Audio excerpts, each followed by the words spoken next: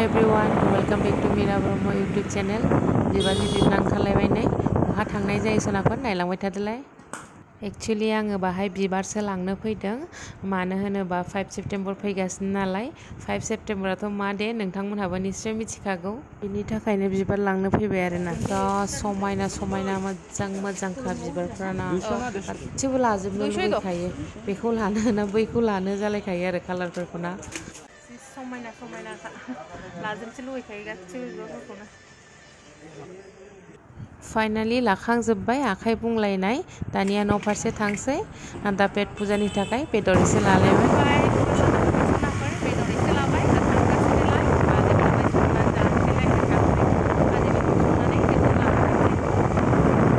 सौफैबाय नै दा संला संलि जानोसैलाय बेदर रुना लाबाय नै बयलार रुबाय फिसाया नायलाय माथाम क्यूट आदार गैयाहाय बहा थांखो माजि थाखुमाबाय गैया जोंबा मोनजायाखै बिसोरो मासथिनि मेव मेव माव माव सोरबा मावजि नांगौबा खोन्थाहर सोनाफोर पार्सेल हरगोन आङो ओंख्रि संलायबाय नै सोनाफोर आंनाथ' संनाय सिस्टेमा बेनोसै होथारलायबाय बानलु सामब्राम देना लाखादोंलाय नै होनोसैलाय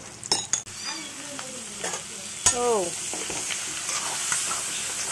मस्लाखौ होनदों सनाफोर गोथाव मोदोमथारो होनदों बाजैया बाजाराव माबा खुला लाबोदोंनो मोजांबो आरो आंहा ओरै बेदर संगासिनो ओरै बेराफारसे बाजैया हाखु दाखु मैगं सायदों आरोना मानो होनोबा गथ'फ्रा बे स्कुला गनाय टाइमा जानोसै नालाय बेनि थाखायनो हाखु दाखु संबाय आरो जोङो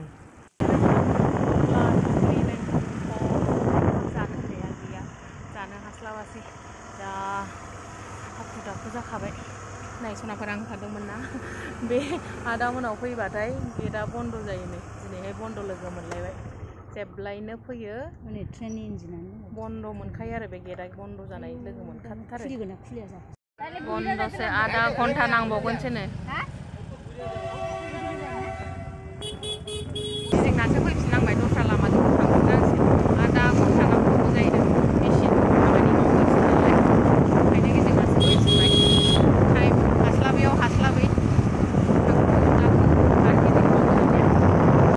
ससेल' लामाखौनो गिलु बालु गोजान गिदिंनांबाय आरोना जोङो फ्लाइअभारजोंसो एकदम गिदिंना फैबाय नङाबा बारलाबगासेयावनो बे साइडसिमखौ बारबानो मोनो आरोना ओमफ्राय उफाय गैला ट्रेना बन्द' खामानि सोलिगासिनो हिसाबै बन्द'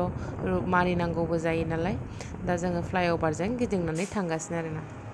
भिडिअ'आ साननिफ्राय डाइरेक्ट मोनायावसो जाबाय दे लोगोफोर आं दा बहा थांगासिनो मानि थाखाय थांगासिनो नायलांबाय थादो सोनाफोर आं फारि फारि खोन्थालांबाय थानोसै फैफिनबाय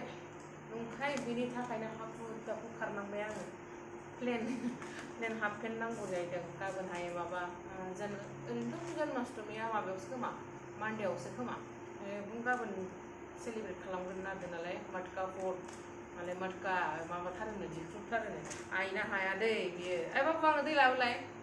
मेंलायथारबाय सयथिबो जोंना लामायाबो लामा जेबायदि हजम जाजोबबाय जानाय माने हजमखा लाना फैबाय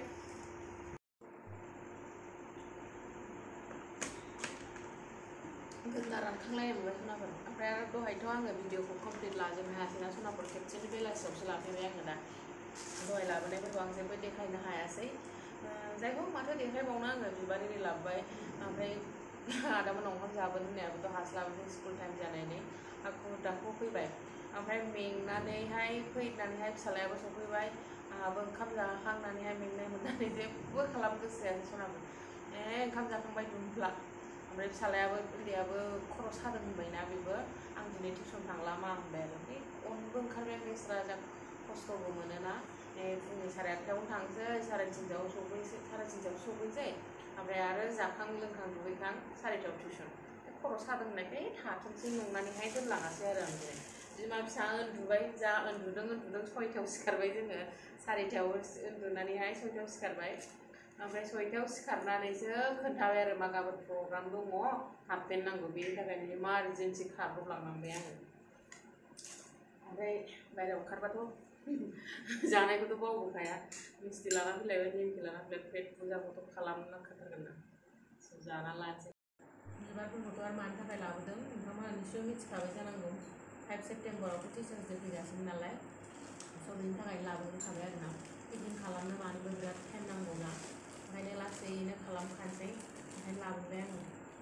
उनावहाय देखायलांबाय थानोसैलाय नेक्स्टआव जुदि हायोबा पेकिं खालामनायखौ देखायसै सनाफोर नोंथांमोना आंनि भिडिअखौ जोबजासे नायनायनि थाखाय थेंक इउ दे सनाफोर आरो सोरबाफोर आंनि भिडिअ माबायावहाय चेनेलावहाय गोदान हाबदोंबा प्लिज अननानै चेनेलखौ साबस्क्राइब खालामना होबानो जाबाय लाइक कमेन्ट शेयार खालामना होबानो जाबाय थेंक इउ फर वाचिं लाभ इउ अल